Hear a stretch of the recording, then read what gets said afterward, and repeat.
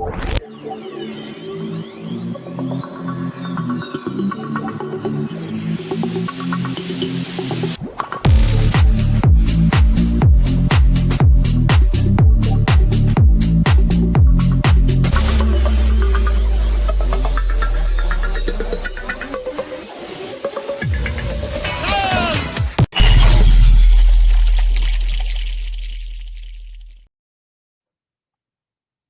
right, we are back. It is WooWoo Wednesday, first episode of WooWoo Wednesday in 2026, and I am joined with none other than the man, the myth, the legend, Dark Disney himself, paranoid American, Thomas, brother. It's a pleasure and an honor to have you back on, my friends. Hey, like I always say, crypto alchemist rules everything around me. Cream. Get the dollar bill, yo. Yeah, get the dollar bill, yo. Right? Oh man, I appreciate that, and love you, love your work, love everything you accomplished in 2025. It was a pretty big I've year done some for things you. You might not be proud of too, so don't get too crazy. Hey, well, that's the darker side of former Disney that you did, and who knows, right? We all have an angel and we all have a demon within us, and something's got me vexed. So I'm just gonna quickly get this out of the way so I get the energy back down, let the demon out. But the last time we did a show, I had a former friend who turned out to be as fake and phony as her her fake baziers and her fake lips, and that she apparently can't remote view herself out of a paper bag because I found out that she's been spreading the same lies about me that this Johnny, I call Johnny the Porch Pirate Somali Enoch, made up about me, claiming that I was on fentanyl, spent all of this money that this investor gave me on drugs that I absolutely hate and do not do. And I'm not sure if we discussed this before. I'm extremely against opiates, prescription opiates. I myself was prescribed large amounts of OxyContin by a doctor for many years, and I'm in the very final stages of tapering off of Suboxone, which is also a chemical freaking fake opiate, where it's like I'm down to the smallest amounts, and now I just have to go through the actual detox. I take my recovery extremely serious. So it's like nothing. Does this mean no more fentanyl Fridays? Yeah, no. Well, see, we can still do the episode Fentanyl Friday, but we'll just be filming the zombies downtown and on the train tracks. Just it doesn't have the same flair to it. I liked how you would like do fentanyl live on stream and show everyone. Yeah, exactly. Right.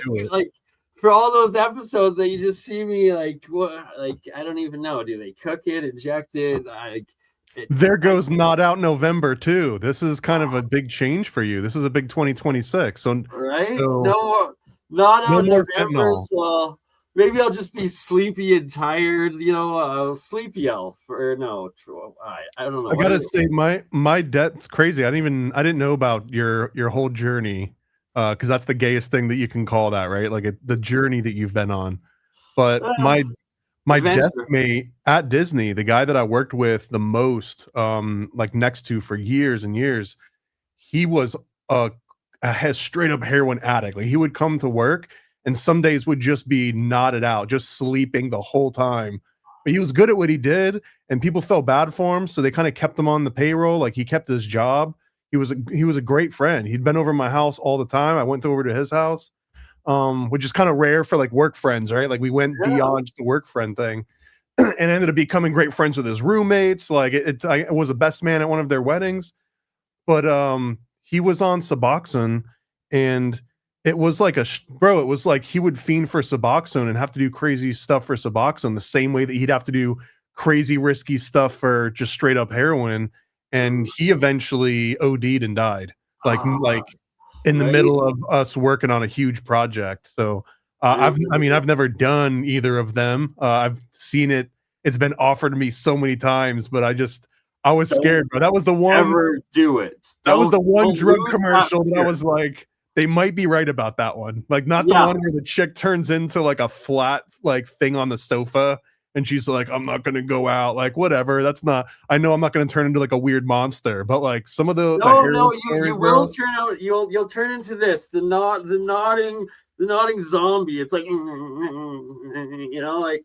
I did. I had access in the late 90s when I was a young teen, like mid-teen, to Oxy 80s, and I don't even think 80s anymore. Yeah. So okay, I'm just gonna interject. I was prescribed by my family doctor, and I was taking 80 milligram oxys a day at one point. Wait, right? How many milligrams? 80 milligram. 18. So you were taking 18 different 80 milligrams. Yes, a day, prescribed by my doctor. Like, I should be dead, and that's why it's like it goes against my soul. I call them the devil's Skittles. I don't wish it on my worst enemy because it's absolute hell. And it's like, so I'm leaving for California in exactly 1 week, 2 days time, and part of what I will be doing down there is I will actually finally be detoxing off of Suboxone. I've talked to one of my good friends. Shout out Nathan, Old Man Builds. He's going to help me through that and host me while I go through the absolute hell of the withdrawal. And it's like they try to get people hooked on Suboxone just as much for life because it's just as bad. And it's like, sure, it doesn't get you high, which is the one benefit, and it's the one thing that's let me be able to like rebuild my brain, retrain myself, reestablish dopamine, the drive to actually do things, to get pleasure out of accomplishments in life. But at the same time, it's like your skin crawls, you get sick, it's hell. But I got to do it, and it is what it is. So, I'm following through with it. I appreciate that. It sucks Fentanyl Fridays are gone, but I think that it's a worthy trade-off. I think we'd rather have you completely off all of the horses. Absolutely. I agree. And yeah, right. And it's like, that's what 2026 is about. New Year's is about, is resolutions. And I've been resolving to get full sobriety and sober. And that's what I'm doing before the end of March. So can I just say, I hope this is not in poor form. And I think I'm in a safe place with you most of the time. And I'm not advocating for taking opiates by any stretch of the imagination. All right, just to be clear. But I also want to note that the world before opiates were found was a much more painful world, especially if you had to go in for any kind of medical procedure, invasive procedure, surgery. If you just had in general like actual pain going on, and it's kind of the biggest crime in my mind is how opiates in general took the hit. Bro, we've been using opium for centuries at this point, right? This is not a new discovery. It's specifically the Sackler family as the ones that became the fall guys, right? But the Sackler family represent this thing where it's like, damn, we've got a product that people are literally will empty out their 401k. They will literally rob a bank to buy more of our product, and we're allowed to sell it to them.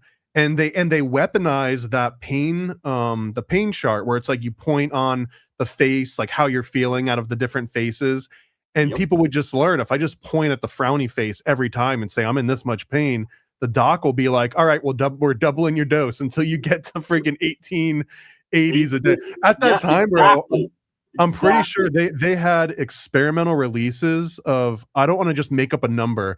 I'm pretty positive they had 160s or 180s. Like they had, it was 160s. It was 160s. They released them like experimentally, and a couple people in Canada, their kids like found them and like took one each, overdosed and died, so they had to cancel them. And right. So the Sackler family, they're the ones that owned Purdue, correct? Don't put me on the spot too much, but I believe so. I believe Purdue is one of them. Yeah, I'm actually part of the class action Purdue lawsuit because like they destroyed my life for 10 years of that. Like, I wouldn't hold your breath on that one, bro. They're I know. Originally, they're like, oh, you're gonna get 6 digits. You're gonna be getting $100,000, $200,000. 15 years later, it's like, yeah, we might give you $1,000. You might get You're gonna get 500. you're gonna get a free year of Hulu Plus. That's what you're gonna get from that. At this point, I might take it. It's like, oh god. I'm just happy to be alive, and I'm happy to be on my recovery and on the final stage of it. And it's like, I'm gonna have to go through the last final phase of absolute hell of tapering, or now that I've tapered down to, it's like I'm like on this little sliver of like I'm down to a quarter of the smallest pill, 2 milligram pill that they make a day, right? So it's like I'm on a fraction of the smallest amount that they make, but the stuff is just so bloody physically addicting that it's like I've just dreaded, because it's like it's gonna take me probably 2-3 weeks of like sickness, regaining my energy and stuff, and then it's like several months of actually just building back and feeling human again. You really need someone to just lock you in a room. I mean, Nathan's a big man, right? So it's like I'm being locked in old man Bill's garage. So it's the like best success stories I've heard are literally someone that had a person that was willing to like falsely imprison them, right? Like legally gray area, or you go into the military, or you go to jail. Like those are like the three best ways to go about this, because the only ways that you can physically remove every possibility of you getting, maybe not jail. In jail, there's a good chance jail, they'll actually give it to you. They'll just and so it was right. So dead fish cheese spread saying it was great at jail, slept all night, and it's like, dude, that's the trick. If you're like in the drunk tank, or if like you're just in a holding cell for a couple of nights, or you get locked up on the weekend and you can't. Let me just say though, there are different jails. There are absolutely jails that have leniency, and there are some jails that you couldn't. Oh yeah, you just say, "Oh, I'm on fentanyl," even if you're not, and they'll just give it to you. But no, so we're not advocating for that. Sorry, that's not a life hack. Don't do that. Don't go to jail. Definitely don't go to jail and then use that as an opportunity to have your wisdom teeth taken out, which they will have to give you either Vicodin or Percocets. Do not do that. That's not a life hack. You're just being dumb. Right, exactly. Especially if you can't afford to get them taken out, because it's like $1,500 a tooth or something. Oh, and thank God. So my dad, bless his soul, he got me a year's worth of traveling insurance that includes emergency dental. So, if I get my teeth smashed out in America, I don't have to go to jail. And here's the thing, man. Here's the thing is that if you were to get your wisdom teeth taken out, like something massive, where you got dry sockets for, a month or something, and it's just nonstop pain, there's not a lot of non-opiate painkillers that really work. I mean, for the surgery itself, nitrous is good enough, but there's no doctor on earth that'll prescribe you a tank you can cart around and just nitrous yourself. I wish there was, but it doesn't exist. Whip it! Woo! Now, you gotta do it like a professional 19th century aristocrat. You gotta like be fancy about it. Right, you have to have the full tank on wheels. And you just reminded me of this bachelor party I was part of 3 years ago on a houseboat. And we got a call when we were like on the lake. They're like, we have to come take that giant explosive tank of compressed nitrous that you were filled with. And I'm just like, it's a medical need. Bam. This is actually a required medical need, and you can't take it away from me. And so none of this is medical advice. We are not in any way endorsing or encouraging drug use. But worst case scenario, if you're absolutely dying, just go with codeine, like the natural, minimalist, least addictive. Like, why? Still an opiate. It's still ultimately an opiate. It still is. Yeah. And that's why it's like, I'm not endorsing this. And like, you're still gonna, like, if you get hooked on that, you're still gonna have withdrawal. It's still gonna be horrible.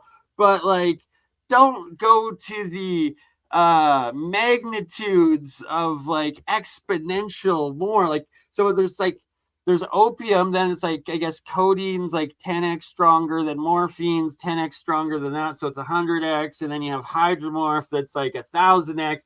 Then you have oxycontin that's 10,000x. Then you have fentanyl that's 100,000x. And then they came up with carfentanil that's 1,000,000 times stronger. And they're like, we needed to sedate elephants. Like, what the what the actual F? Like it's the devil's skittle. Don't do it. That's where I'm gonna leave that at. All right, moving on. Moving on. All right, we're 15 minutes in. Now let's get into the woo, the occult. How was your Christmas or your Xmas or your holiday? Good. No, it's great. We call it Christmas here. We call it Christmas. Jesus is the reason for the season. Let's not get that twisted.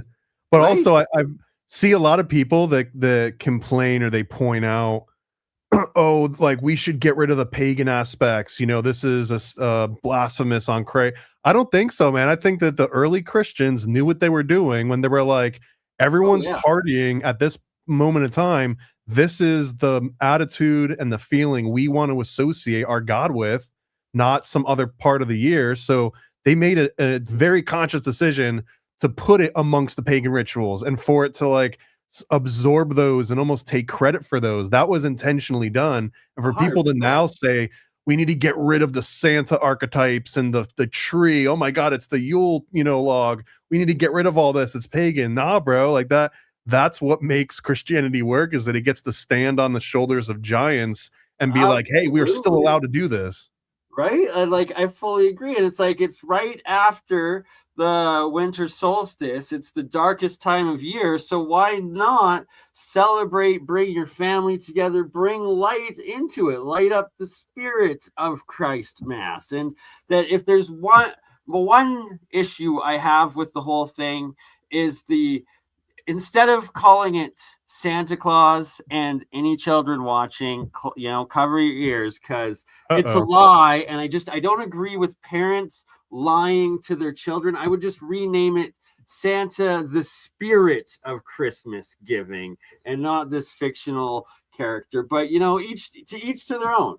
And so, it is. I disagree. I disagree. I was a trauma victim of the Santa Claus lie. Just to let you know, I found out about it in a very abrupt way. I kind of had inklings, but I had like fallen asleep. I must have been 7 years old. And I had fallen. Maybe that's too old. I don't know. But I was like 7 years old. I fell asleep in a chair at a Christmas party.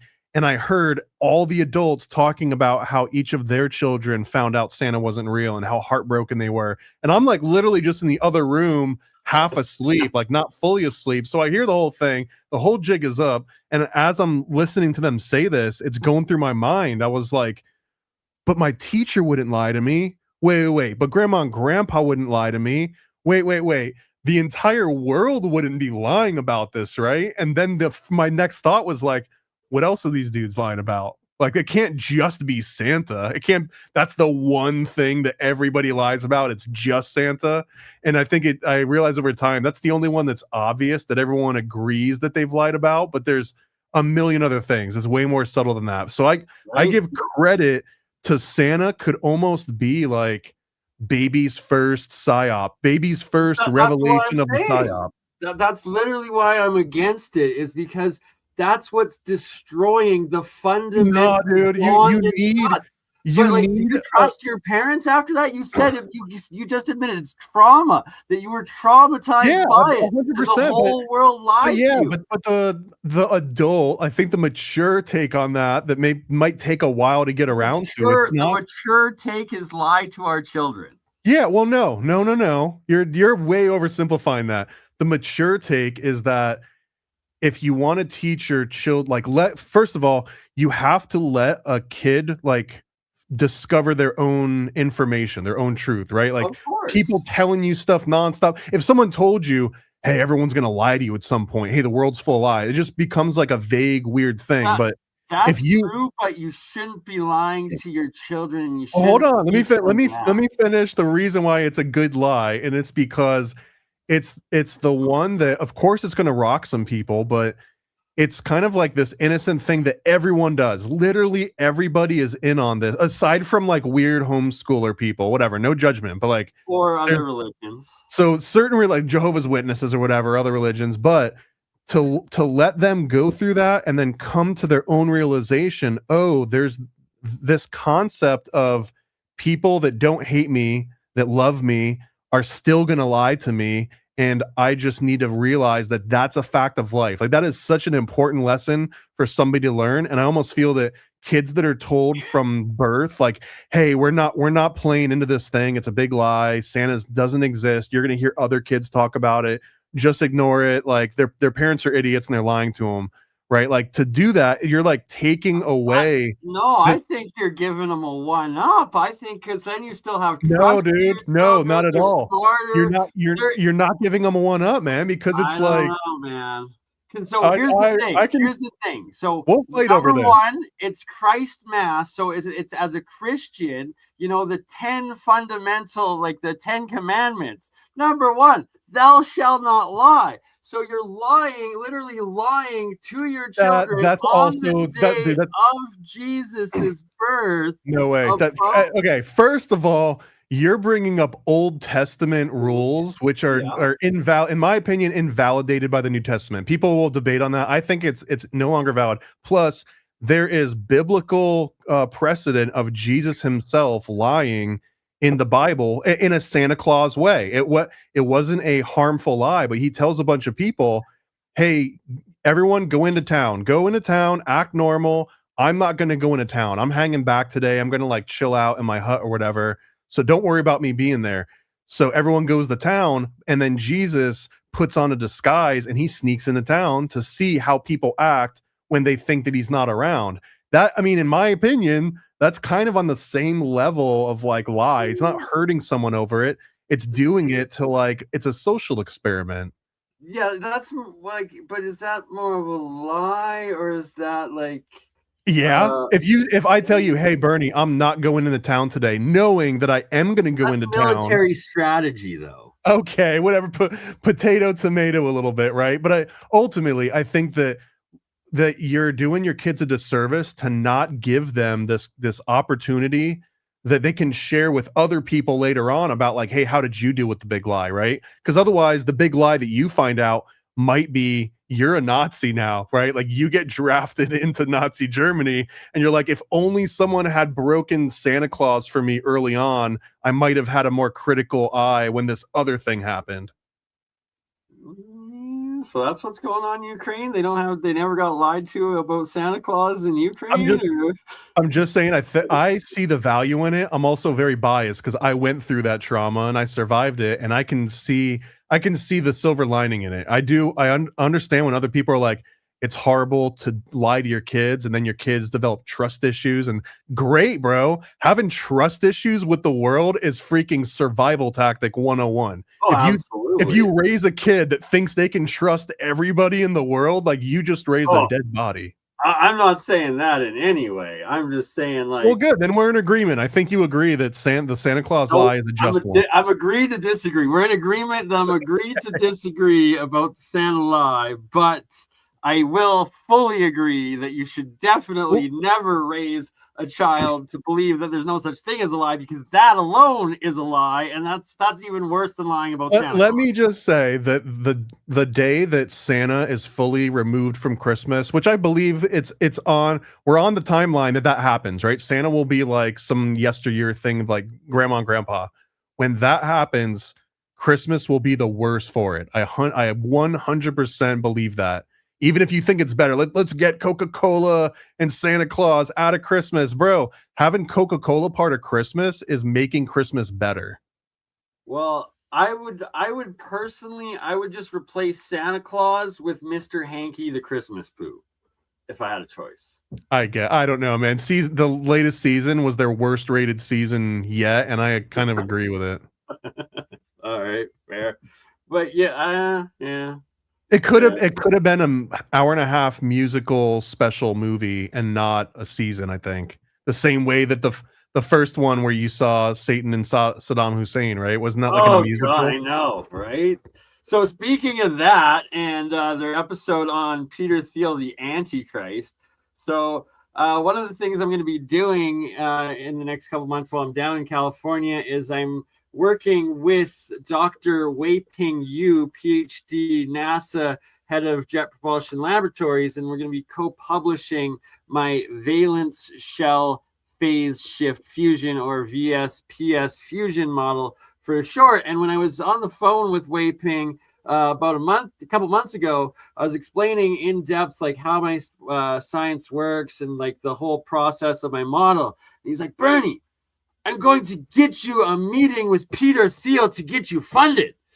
And then it was like the next week, the South Park episode came out, and I was like, I don't know if I want the quote unquote Antichrist to, I'd like that $10 million for my startup, but I don't think I'd like to sign over to Peter Thiel.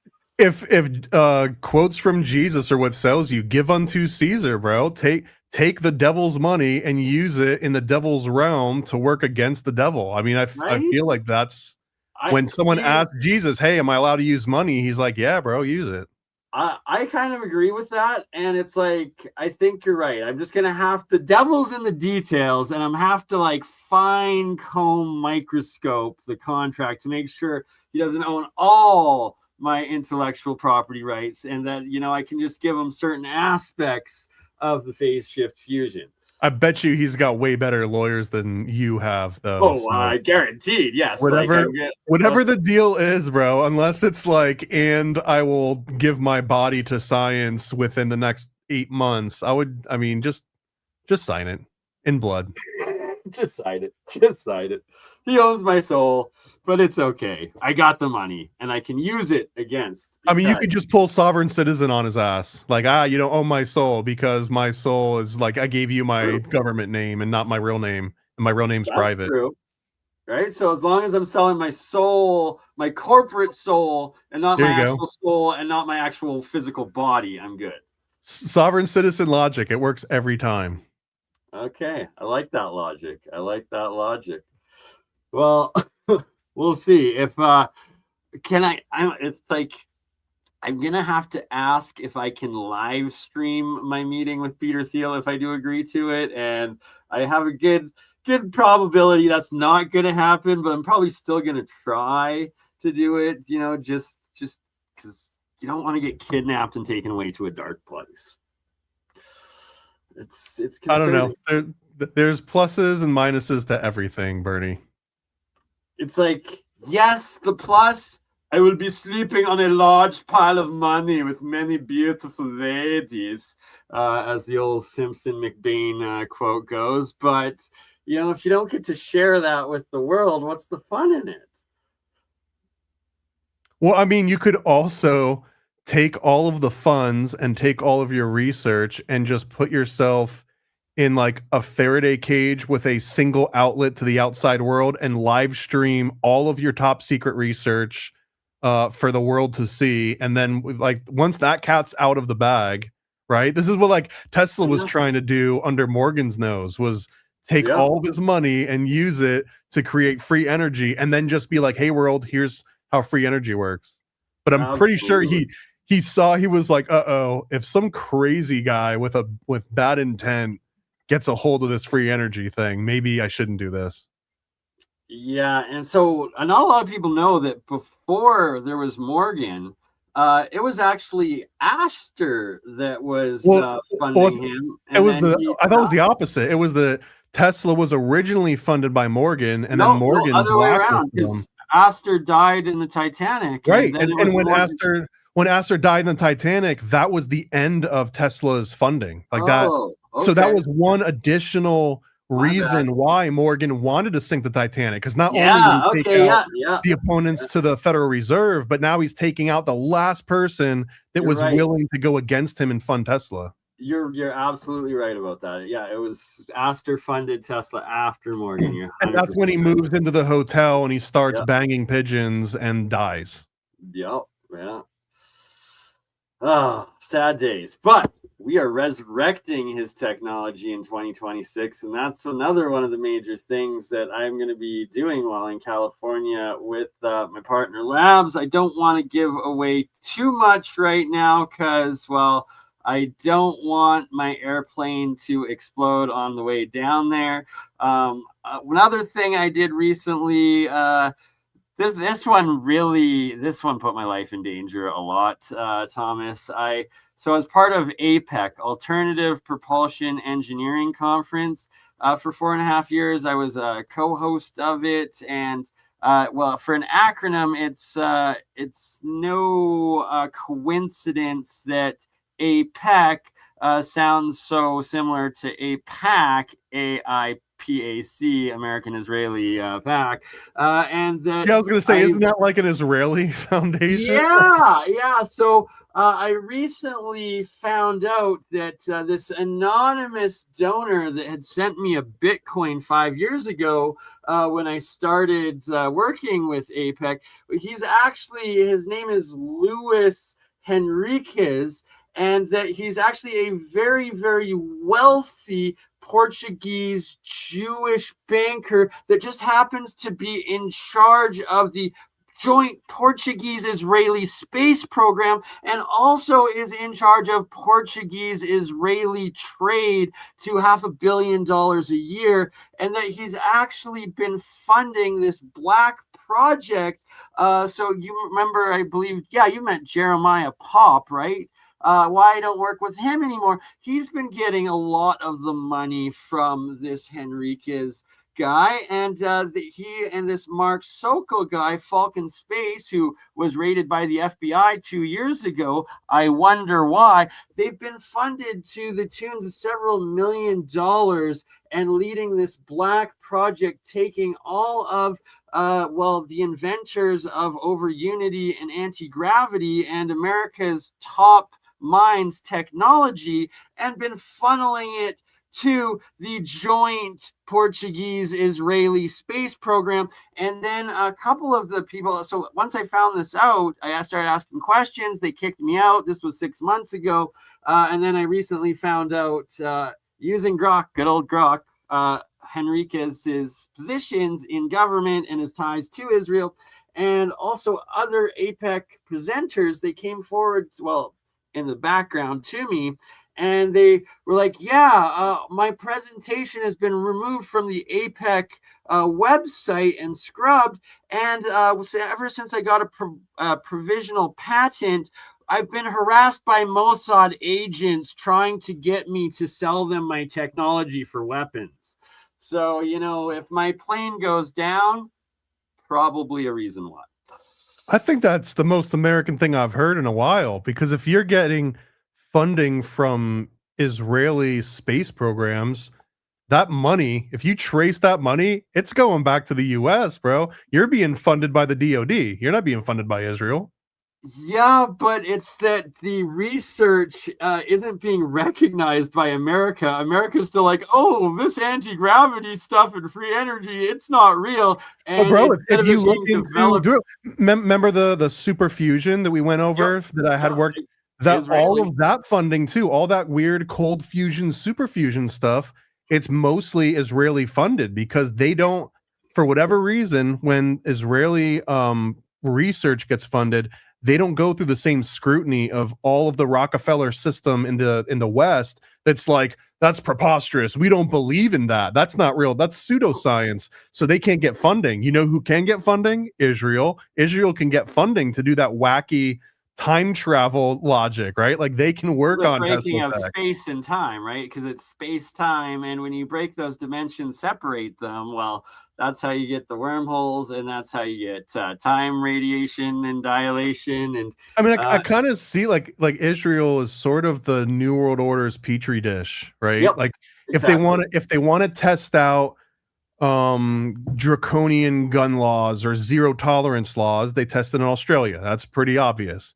If they want to test out like some kind of chemical warfare, right? That's probably happening in Palestine. If they want to test out weird super fusion and time travel tech, that's happening in Israel. If they want to do any kind of mass, what was that movie, M. Night Shyamalan, I think it was called The Beach or something, where like a bunch of people go into a beach and they can't escape the beach, and it turns out that everyone that goes to the beach is actually having these pharmaceuticals tested on them. Like that's the US. Like the US is where you can go and test pharmaceuticals on a massive population to the scale that you can't do anywhere else in the entire world. So like each country has its thing, and Israel just happens to be like skunk works for the New World Order. That's true. So now that you say that, I'm really going to have to look in to see what Israel's ties to Antarctica are, if they have any, because that's like the real skunkwork spot is down there. So then it's like, if Israel's got, How come you haven't gone yet, bro? Have you ever heard? I don't know if this is true. I swear I just read some random internet article, but it was from a legitimate source. Let's just say like the Daily Beast, whatever. But that you're not allowed to go to Antarctica unless you've had your appendix removed because, and I believe this part's true, there's really only two times of the year when people go to Antarctica and leave, get and it's flown like out. every 6 months. So they can't afford someone to develop appendicitis 3 months in and not have anyone that's prepared to take their appendix out and they die from it. So they're like, it's an example I'm of. gonna have to ask Eric Hecker about that. I'm kind of friends on and off. We have a love-hate relationship. Eric Hecker, I love you, brother. Interviewed him like 10 times now. He's the guy that spent a year working down at the South Pole station, and yeah, he does go into detail about how you have to sign a waiver that like you're acknowledging that you cannot be flown out in medical emergencies. Yeah, you're waiting 6 months no matter what the hell happens to you. So if it's life threatening, you're dead. That's basically how it works. Yeah, absolutely. So yeah, the so I other don't know thing if he's too, had appendix out, but you gotta sign a waiver at least and acknowledge that you're not getting flown out.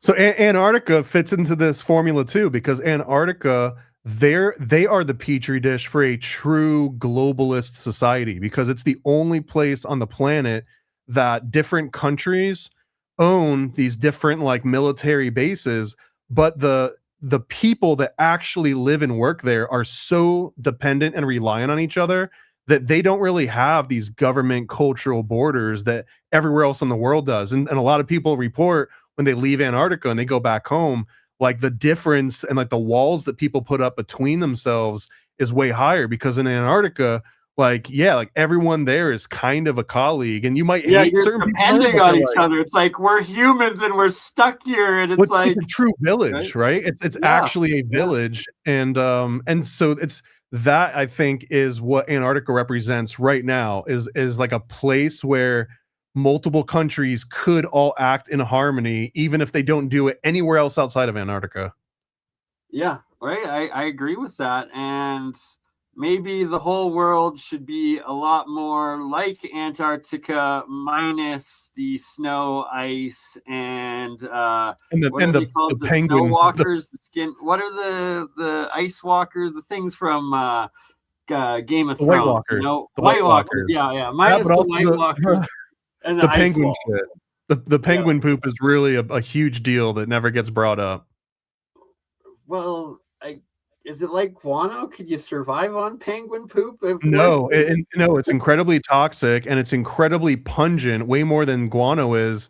And whenever you see those videos with like the cute penguins and the March of the Penguins, if you shift the camera over like 30 degrees, it's just feces as far as the eye can go. And most people that go and like, oh, I want to go and visit the penguins, they walk away realizing that really you just went to like a septic site that all these penguins live in. They just live right there next to their, yeah. Right? It's not fun. I imagine, like the rotting fish smell, right? Of that shit, like, ugh. Well, and just the penguins, there's some really sad things that happen in Antarctica too, where seals will find their way into inland, right? Like they'll get turned around because of the white, all the snow will fall and they'll lose their sense of direction. And Antarctica, you're not allowed to disturb nature for any reason. So there's all these videos where these baby seals are making their way like onto the base, and you just have to walk by and let this thing just like cry out to you and die slowly by itself. And it's literally illegal to help this out because you'd be disrupting the ecosystem. Could you like put it out of its misery and be like, I don't think so, man. I think you are not allowed to intervene in any way, and they take it incredibly serious. Like it would be a major faux pas for you to intervene in any way. So I'm just saying, like, to be in Antarctica, you gotta have your appendix taken out, you have to be a globalist, and you have to be willing to watch animals die a slow death and not have it phase you. I don't think I'm going to end up in Antarctica then. Hopefully not. Those are the current rules. No, there's no saying that it can't change in 2026. Right. All right. So 2026 to new amazing things and to being able to We're club gonna a dying expose the ice seal, put it wall, out of and its misery, and cook it for fresh meat because you're stuck in Antarctica. we're gonna expose the ice wall, and we're gonna save all the baby seals. Exactly. Exactly.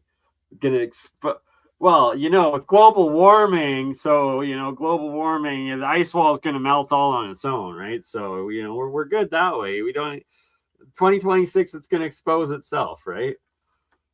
No, because the ice just shifts somewhere else. That's what the real.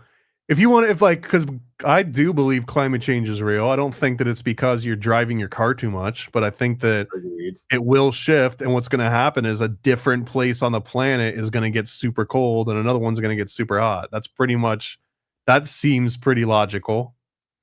And so personally, like I believe it actually comes back down to 2012 and the Mayan long count calendar, and that it's actually the sunspot cycle, and that in 2001 was the first year that the sun, it didn't flip its magnetic poles, because normally throughout history it was every 11 years you'd have the sunspots. It would go to a minimum, and it would start at the equator, and it'd go up to the 33rd degree parallel after 11 years, and it'd do a magnetic pole flip, and it would go back down at 33, and then it would restart. And in 2001, that didn't happen, and instead it pulsed a little bit. And then 11 years later, that's 2012. 2012, again, the poles did not flip. And again, the sunspot cycle didn't reset.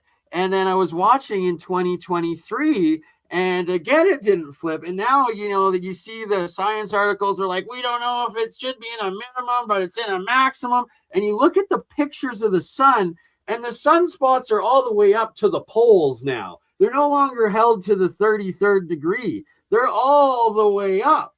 They're in like the 99th degree now. Yeah, they're literally at the 99th. And so it's like, there's also, if you remember as a child, we were taught, and the sun appeared as yellow. It was a yellow dwarf.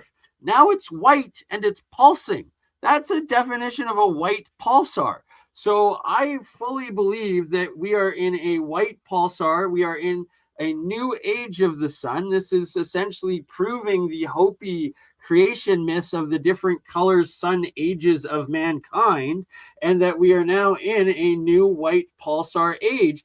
And that also, whatever happened to the documented ice caps on the moon and the documented ice caps on Mars? Those don't exist anymore. There's no more ice caps on the moon. There's no more ice caps on Mars. The ice caps on the moon that they talked about, it was the fossilized remnants of evidence of ice cap on the moon.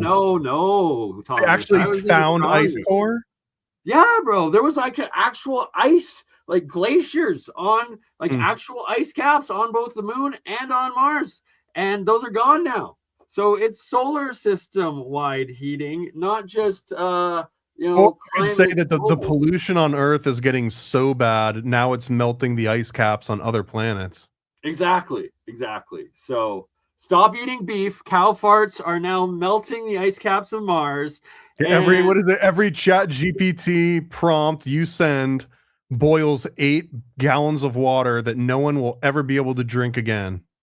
Right. And definitely whatever you do, do not simply connect to your car alternator a wire going to a jar of electrolyte, aka salt water, or another type of electrolyte with water. And then definitely do not have a second jar that is just an empty spitter jar with a hose going to it, so that the hydrogen and oxygen just go into that, the water gets collected, and then have a second hose connecting directly into your fuel intake. Whatever you do, Don't do that. Do not create a 50-50 hybrid gasoline water fuel vehicle and cut down your CO2 emissions instantly by 50% and your gasoline bill by 50% and the burning of petroleum, aka the stuff that we make plastic out of that's supposedly a non-renewable resource.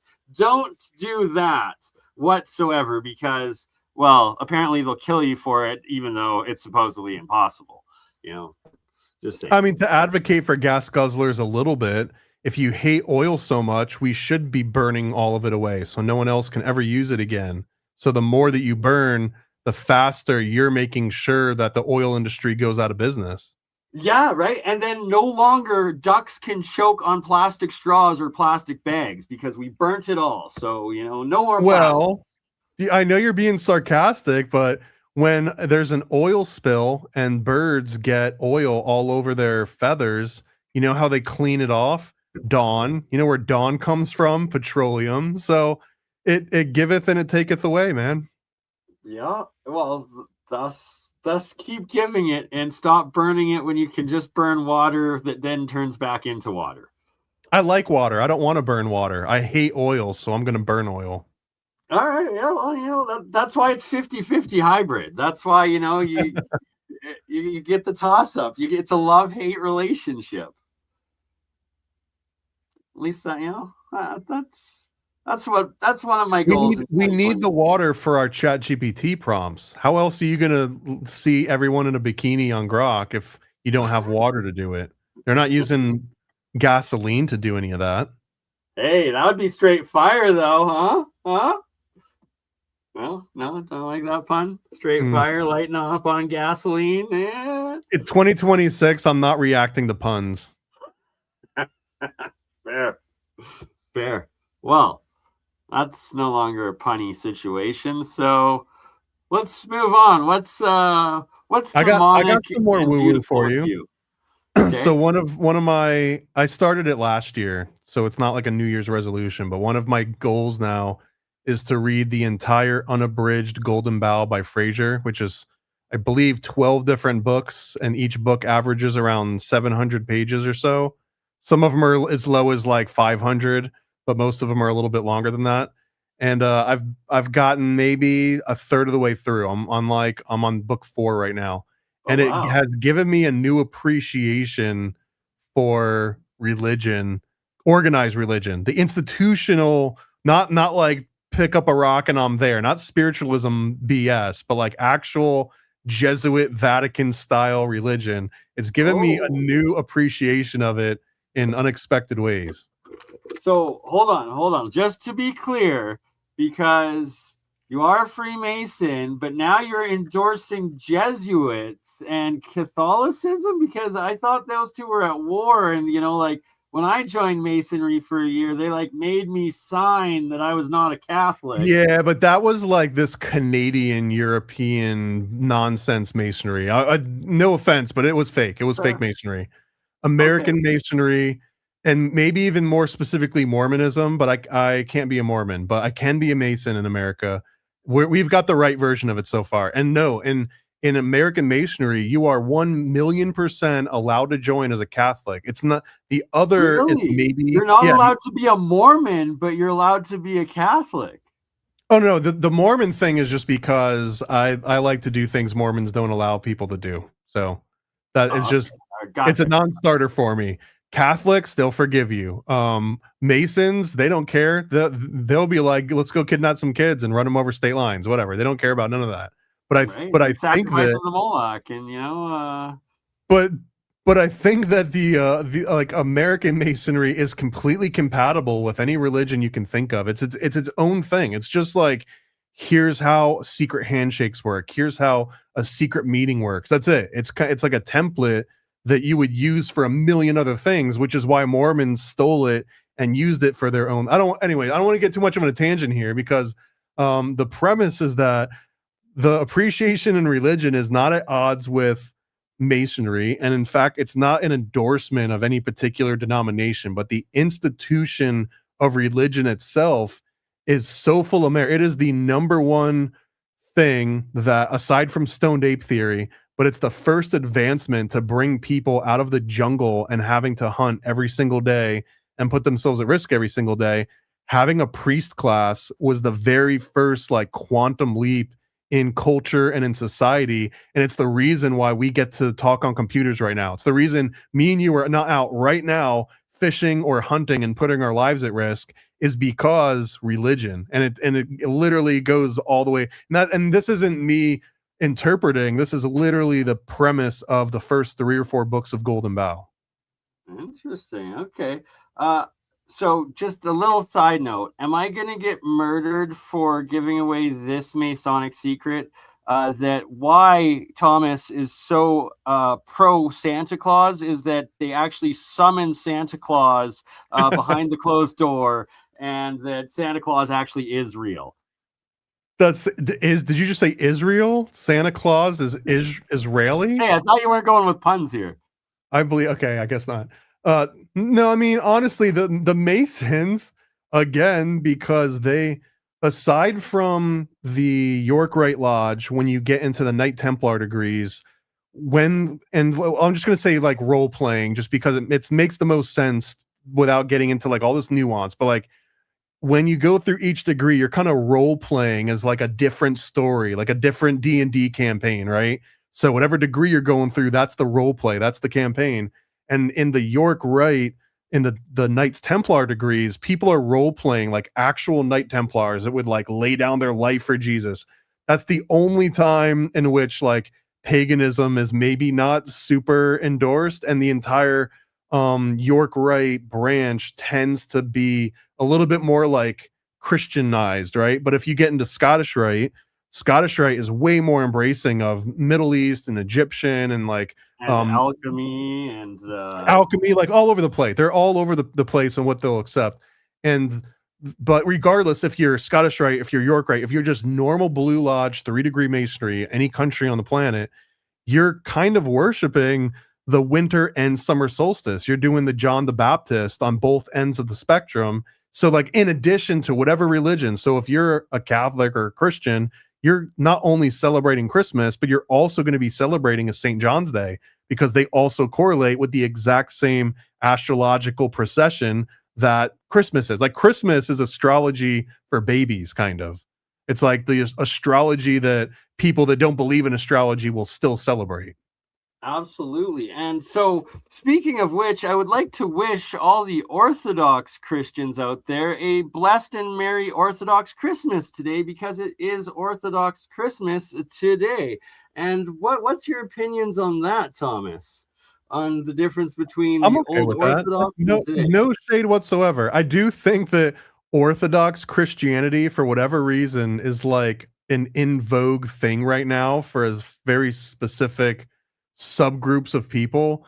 So I'm a little bit questionable on like new converts to Orthodox Christian. The exact same for you'll get a lot of subscribers and views on YouTube if all of a sudden you're an Orthodox if you come out as like, you know, I'm now Orthodox Christian, you'll get its own little bump for sure. The same way that if you came out as Catholic, you probably get your own little bump. And it's weird because for the first 3 decades of my life, being a Catholic was looked down on. It was like you were laughed at for believing in ghosts and worshiping statues and like believing whatever the Pope says and his little Pope mobile and stuff. And you had to deal with the actual guilt. Like the Catholic guilt is a real freaking thing. Like that is 100. So the one thing that they're like, here's something the Jews got right. We're going to keep this part. The like everyone is guilty all the time. That's useful. But now in the last 5 or 10 years, you got all these new Catholic converts, and like they got to skip all of the ridicule and they got to skip all of the like the guilt part, and they just get to like play with the cool astrological magic part. Like even whoever the new like young guy that was like Kanye's assistant for a little while, not Nick Swardson, but Nick something or other. But he made a good point that it was like every Catholic believes in astrology. They're just not allowed to practice it. And they believe in magic. They're just not allowed to practice it. So, well, is that the difference between Mormonism? Because they also believe in magic, but they do They're practice not it. allowed They to have know about magic it. underwear and stuff. So the Catholics are they're allowed to know about magic and they're allowed to know that magic works, but they are not allowed to participate.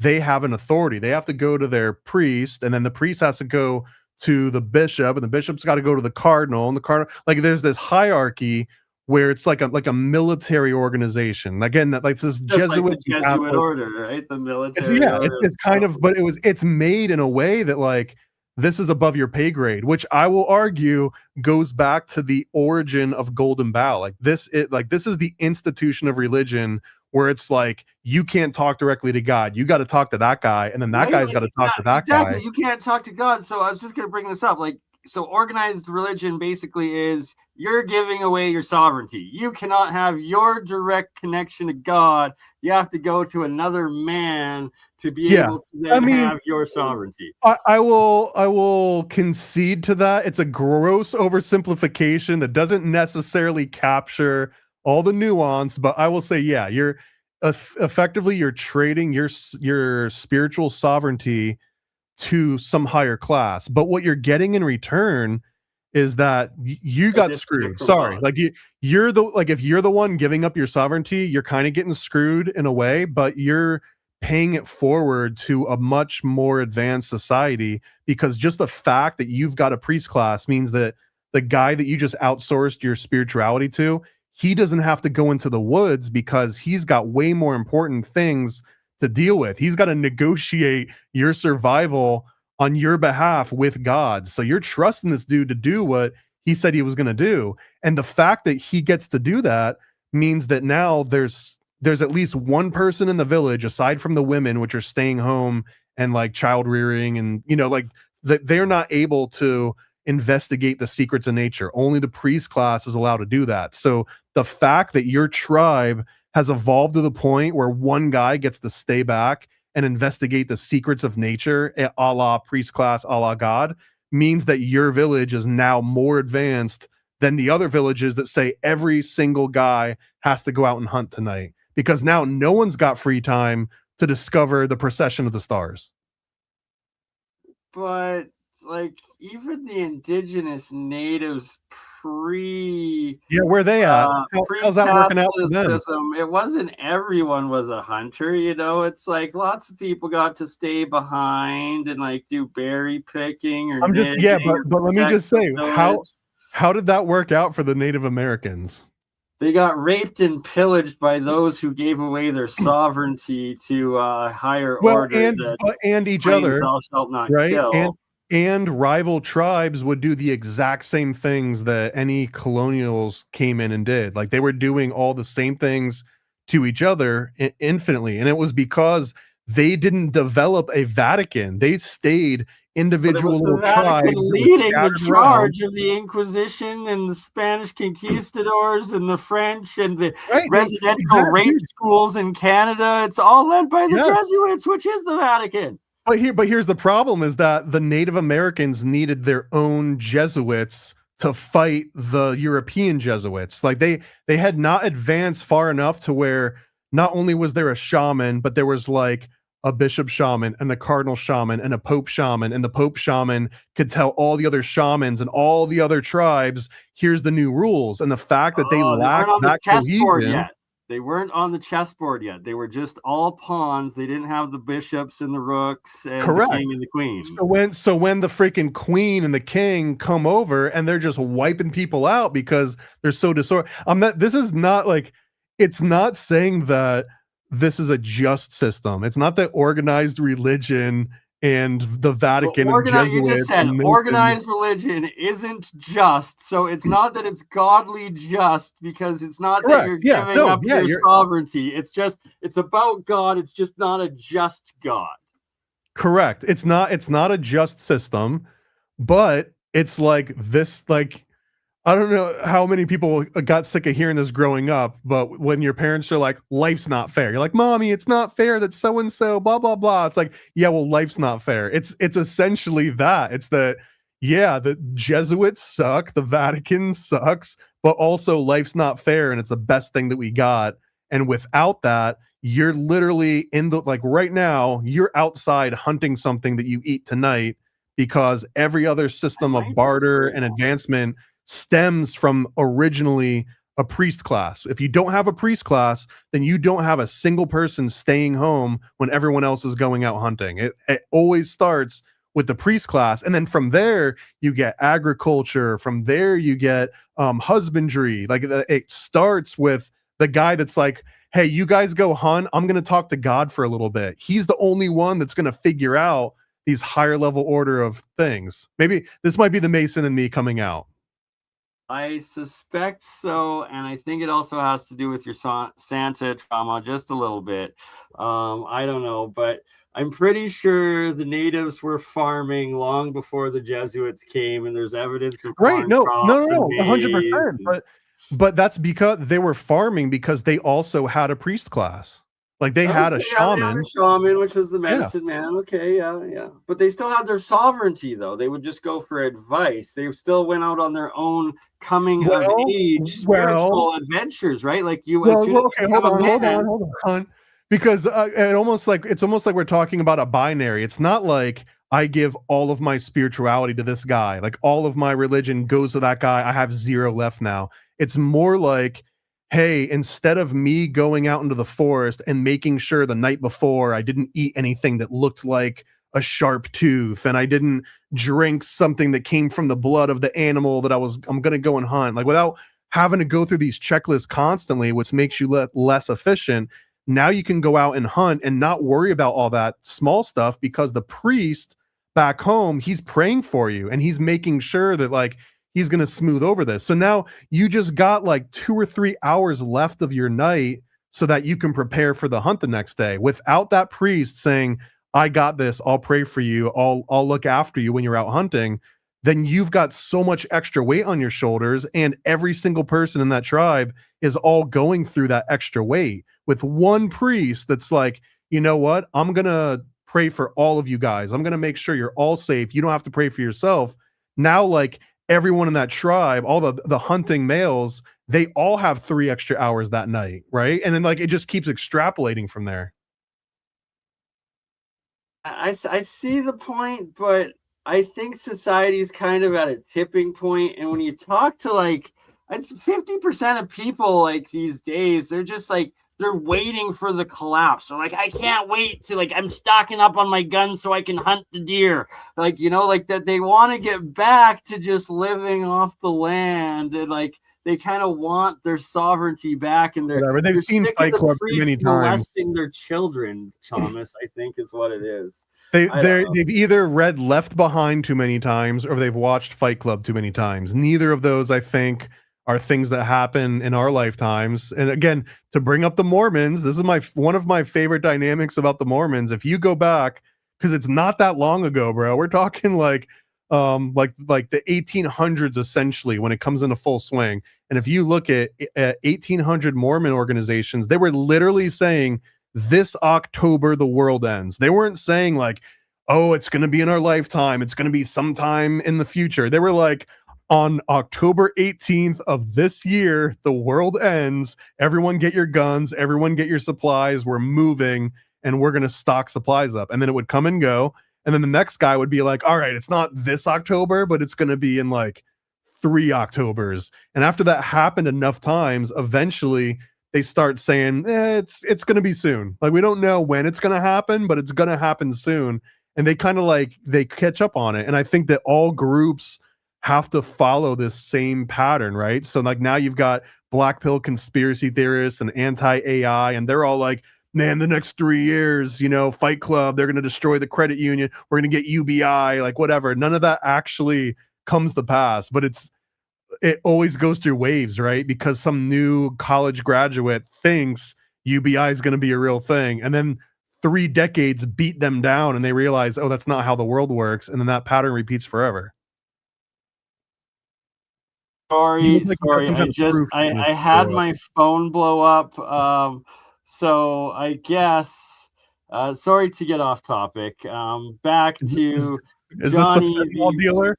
He was Johnny, like, you can't stop. Johnny the porch pirate, Somali. I guess he's he's saying that so now apparently, allegedly, I'm working with Hans Dietrich, Emery Smith, Dr. Stephen Greer, Brian Sang, and Bernie A. Conkin are giving an online Zoom workshop on the spiritual benefits of giving fellatio to well-endowed men and grabbing them by the balls as a way to reach a higher power and talk to aliens. Bro, we can talk about Box Saga right now. Let's do it.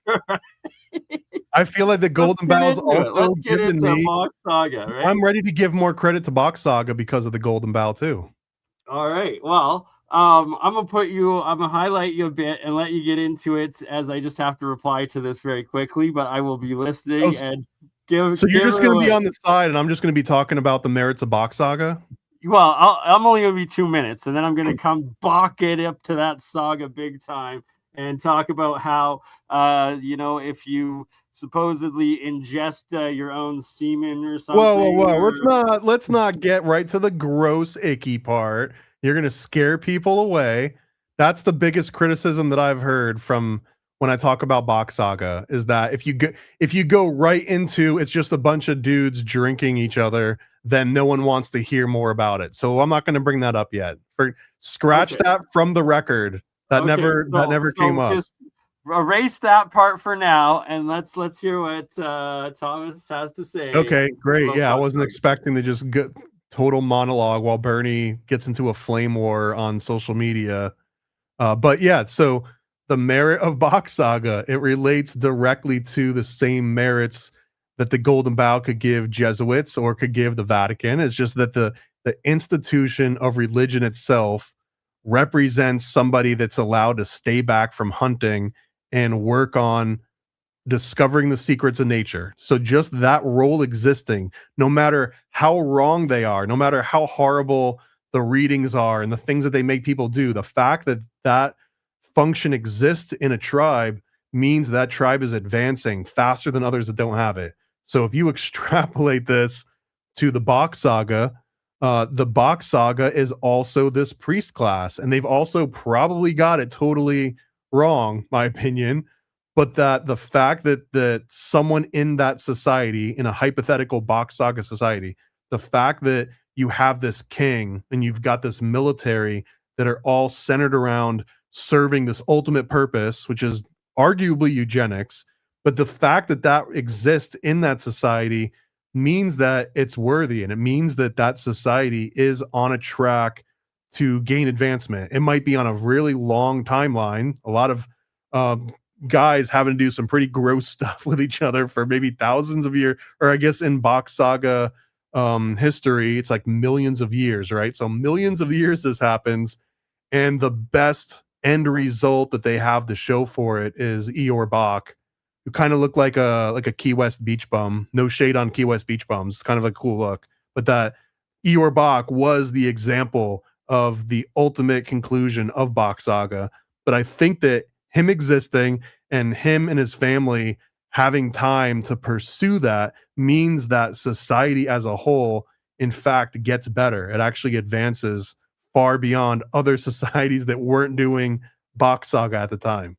Although it does seem that like the Jesuits and the Vatican, they even in Box Saga history, they claimed that it was Western religion that came in and got rid of Nordic religion. So whatever. I mean, it's as long as organized religion and the priest class exist itself, there you go. Box Saga has merit.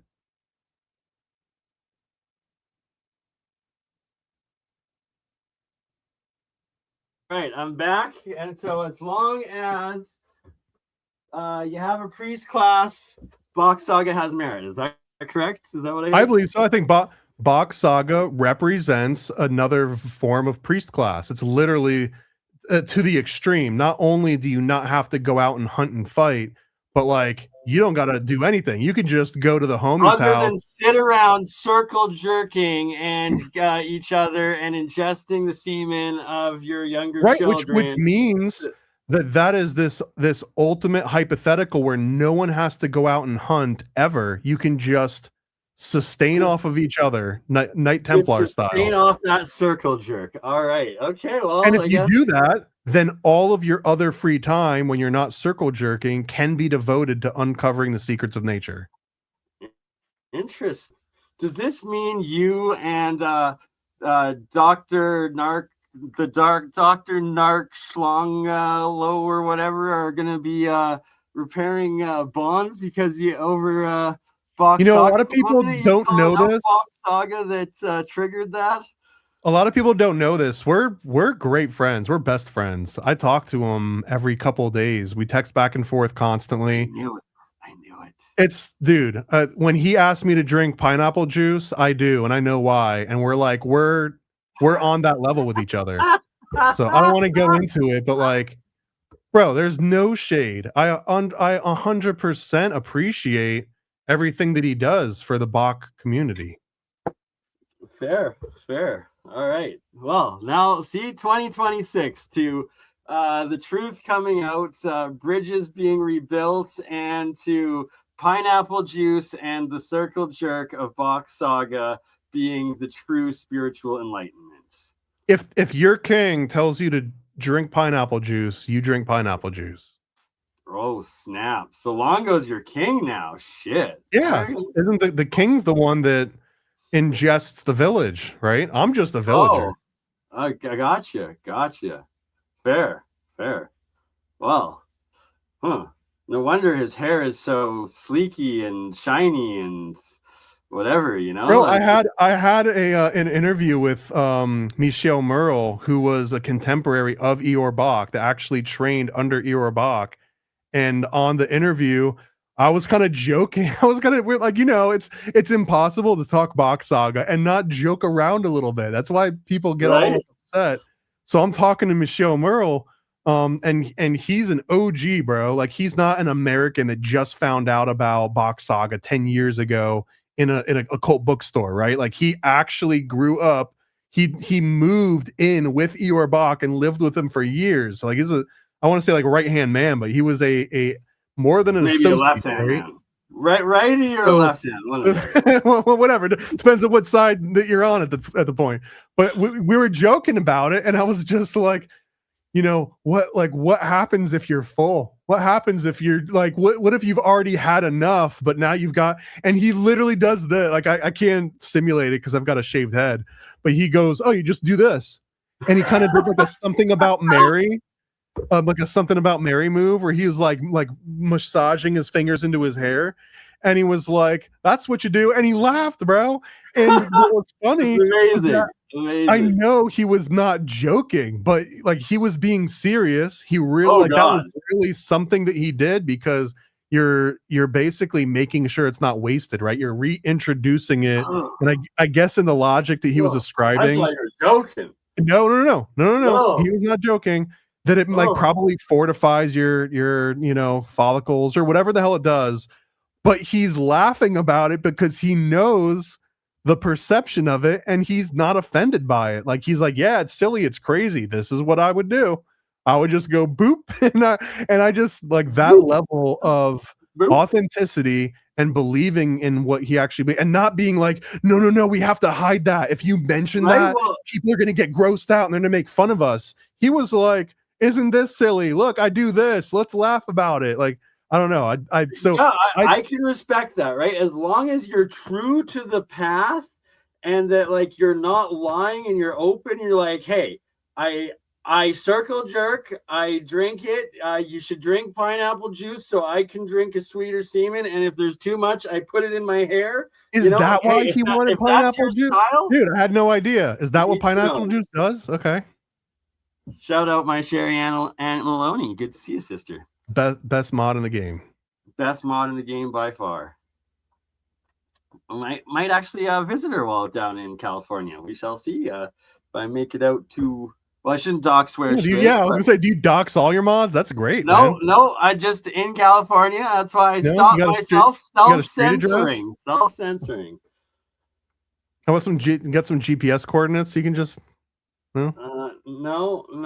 So I live in Calgary, Alberta, and I come to Canada and FAFO, but I'm going to California, and so Just for the customs agents, I absolutely love Trump. I love America. I absolutely love the Gulf of America. I love that you arrested the criminal Maduro. I love that you have retaken your American oil out of Venezuela. None of this makes any difference, bro. We will deport you in a second, in a New York's minute, bro. We don't care if you praise us or whatever. Like there's families that are like, I came here, I worked up the hard way, I've been paying taxes, I raised good kids, I've supported my community. They're like, get in the van before we shoot you in the face.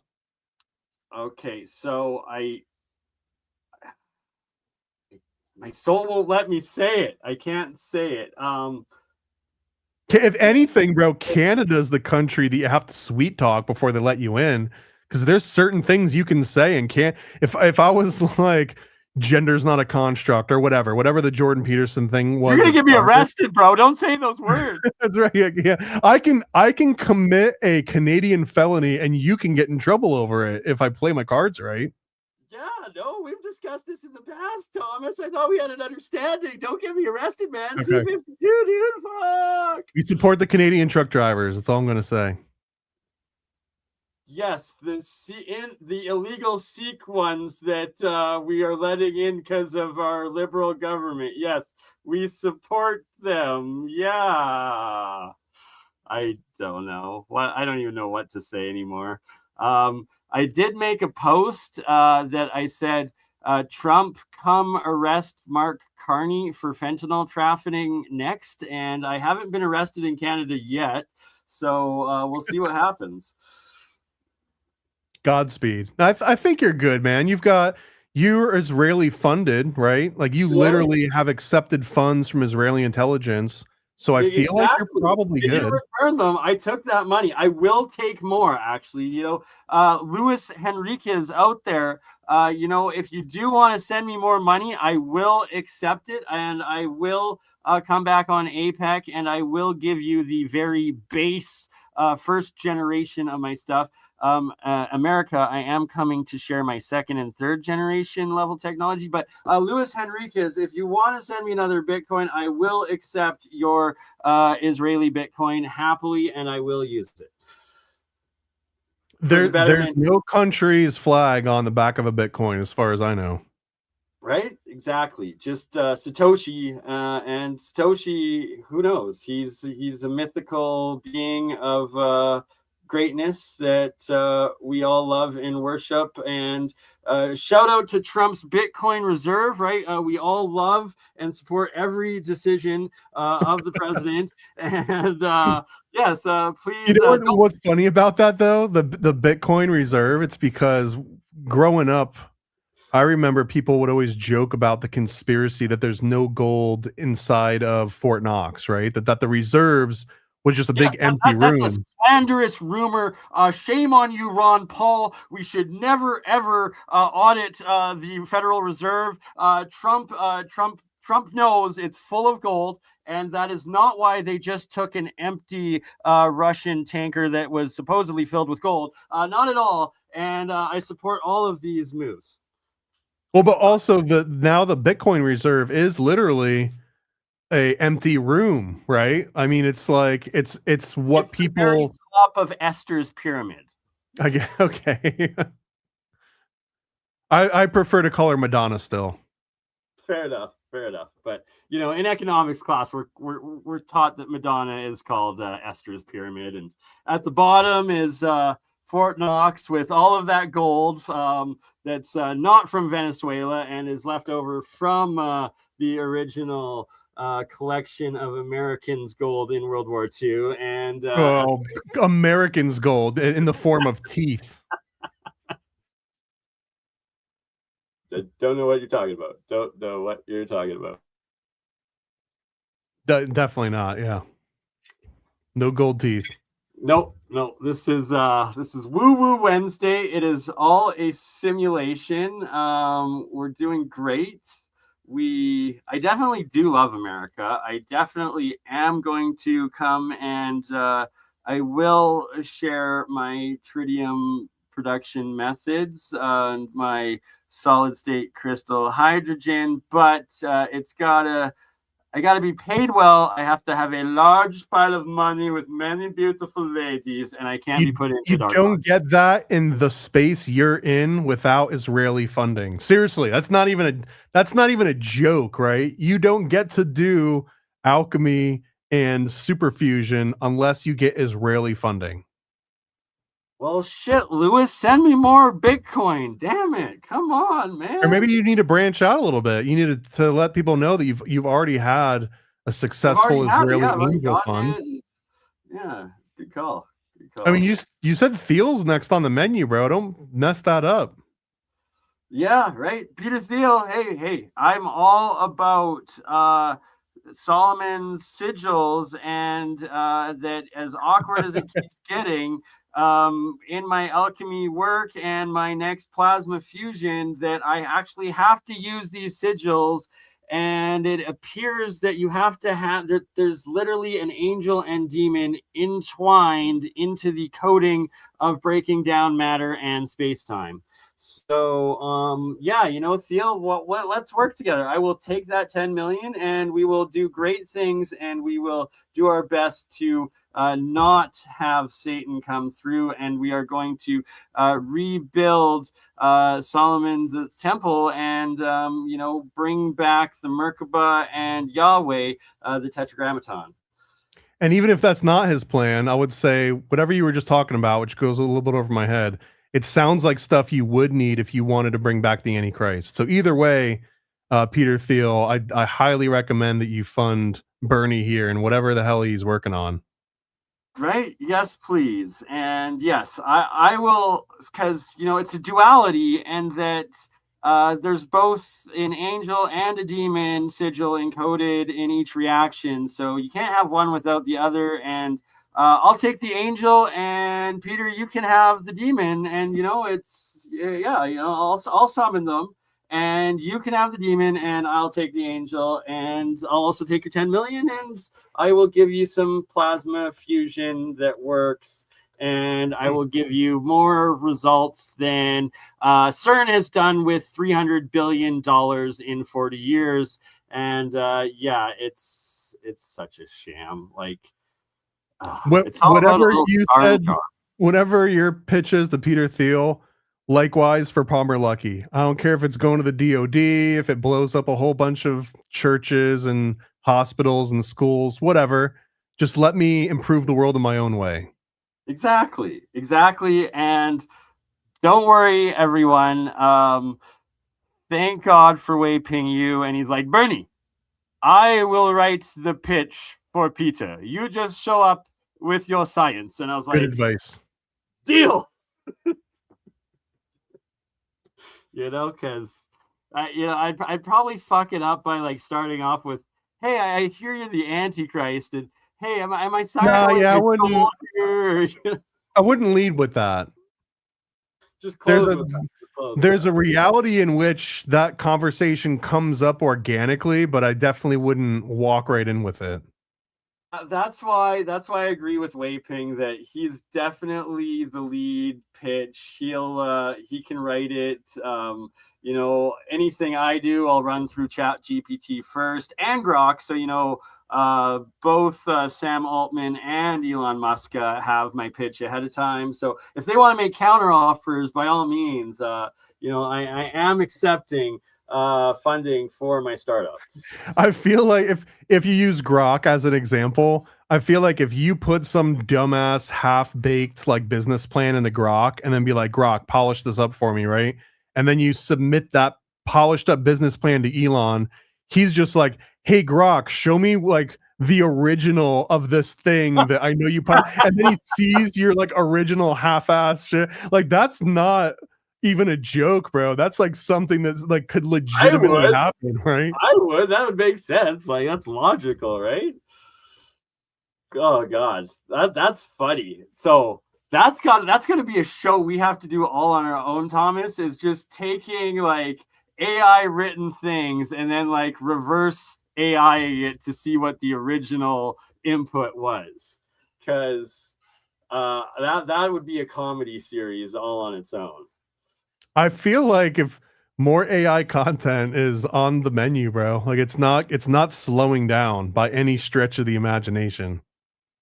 I'm literally just waiting for the day, and like I'm not looking forward to it, but it's inevitable at this point that like some grandma's just gonna get mauled by like a grizzly bear or a mountain lion or a wolf because of all the AI videos where it's like grandma's petting the bear and the wolf and like Yeah, but then someone's you know? gonna take that video of grandma getting mauled by the bear and they're gonna be like, put her in a bikini, and then it'll be funny.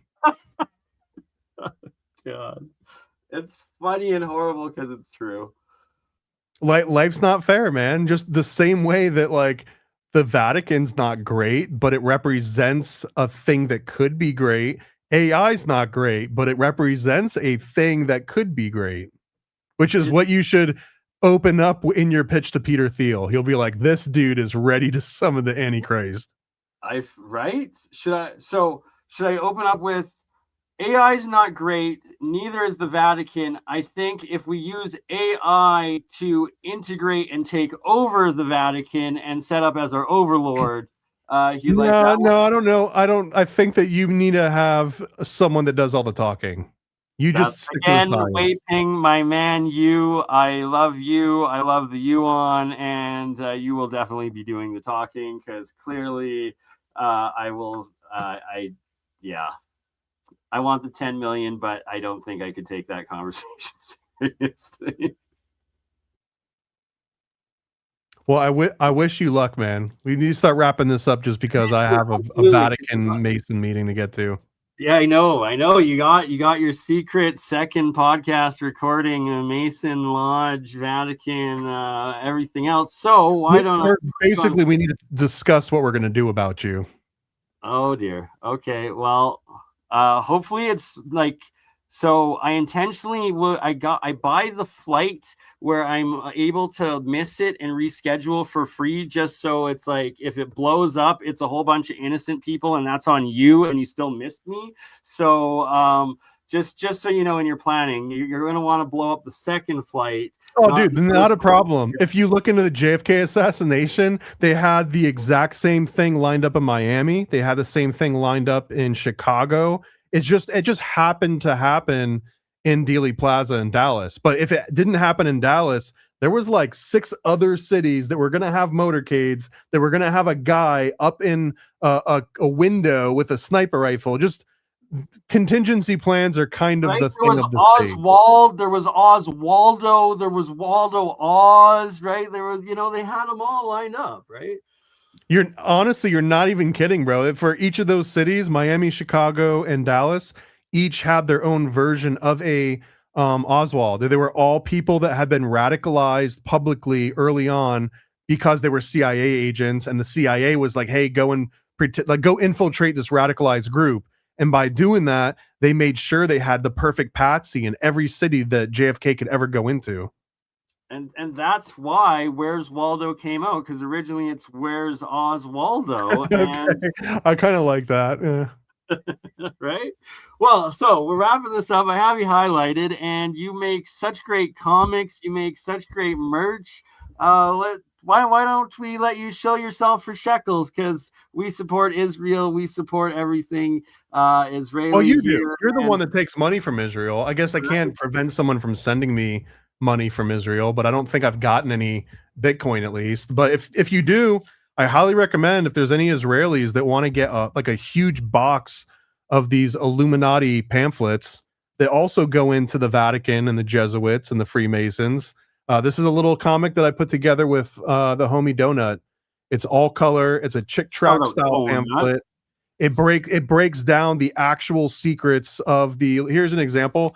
I don't think that these particular rituals right here have ever been illustrated. These are actual Bavarian Illuminati initiation rituals, and they've been written about in the 18th and 19th centuries, but they've never been illustrated. There's the homie right there. Shout outs. So shout out to Donut. Yeah, this is the big thing, man. Go to illuminaticomic.com.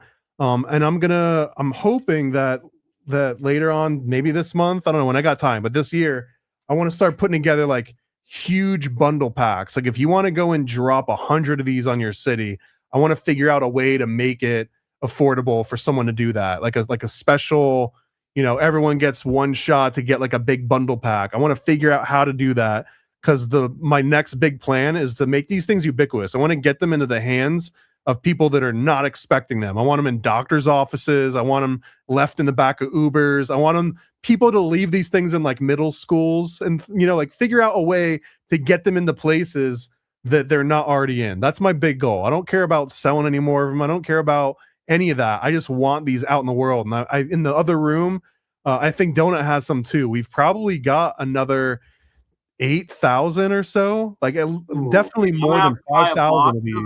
And so I want to just send a box of these to as many corners of the earth that I can and make it so that every major city has hundreds of these just spread all over the place. So that's the goal.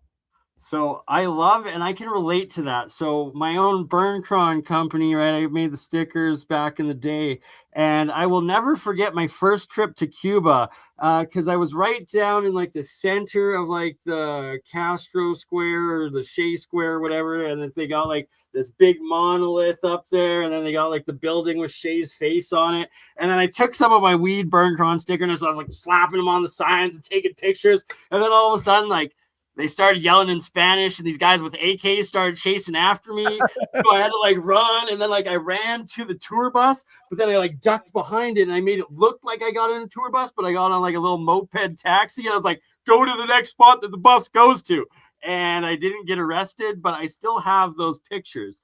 And then there was also the time I was in Montreal, and it was when the Montreal Canadiens were in a series with the Boston Bruins, and Montreal lost, and there was a riot, and there was like the Sierra Leoneans, they were like robbing the Foot Locker, and then there was like cop cars on fire, and then I took my BurnCron stickers, I was slapping them on like the windshields and the bumpers of the cop cars that weren't on fire, and then I got maced in the face, and then I was like, fuck you, pig, and I threw an empty beer bottle, and it hit a firefighter in the head, and he's like, why you hit me? And yeah, I don't know why I'm admitting these crimes right now, but yeah, it's about spreading love and your stickers and your brand. That all happened on a Fentanyl Friday, I believe. I was probably fucked out of my tree on prescribed OxyContin in those days. You were on like number 15 that day. Right? Like that's actually the honest to God truth. And kids, children, that's why you don't do opiates, because you do stupid shit like that. It's funny and horrible because it's true. Thank God I'm about sobriety these days, and no more Fentanyl Fridays. LaGroove82, bless you. Thank you so much for the $2 supports. All right, so where can people find you, and where can they buy paranoidamerican.com? That's on your thing. That's it. It's literally paranoidamerican.com, and you can get a straight shot to the Illuminati comic from me and Donut. Just go to illuminaticomic.com. Bam, it'll bring you right there.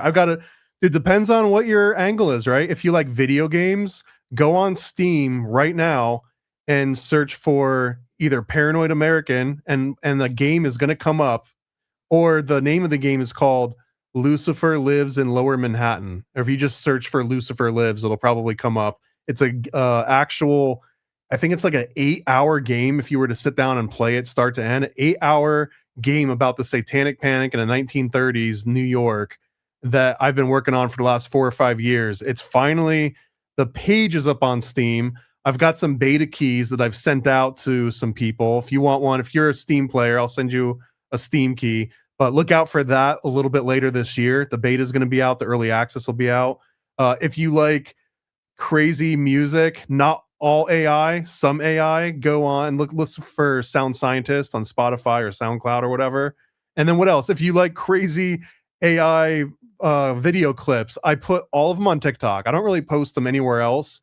I just use TikTok as my dumping ground for AI slop. But if you want to see TikTok, that is TikTok. Go to the TikTok, find Paranoid American, and you'll find some fun AI clips that I don't post anywhere else. I love it. And we were talking ahead of the show, so I'm reminding you now, the next AI clip that the sound scientist needs to make is, the Big Pun Twins song, and that it's going to be a Diddy Do It Justin Bieber in Little Italy remix, right? Yeah, did he do Little Italy in the middle of Little Italy, something like that? Right, exactly. Freaking love it. Love you, Thomas. Love everyone watching. All 215 watching right now. So that's got to be all you, because I'm Shadowman and usually have 10. But hey, Donut's watching on my channel. So shout out Donut. And bring a crowd, bro. This 2026, we're spreading the love all directions. Pineapple or not.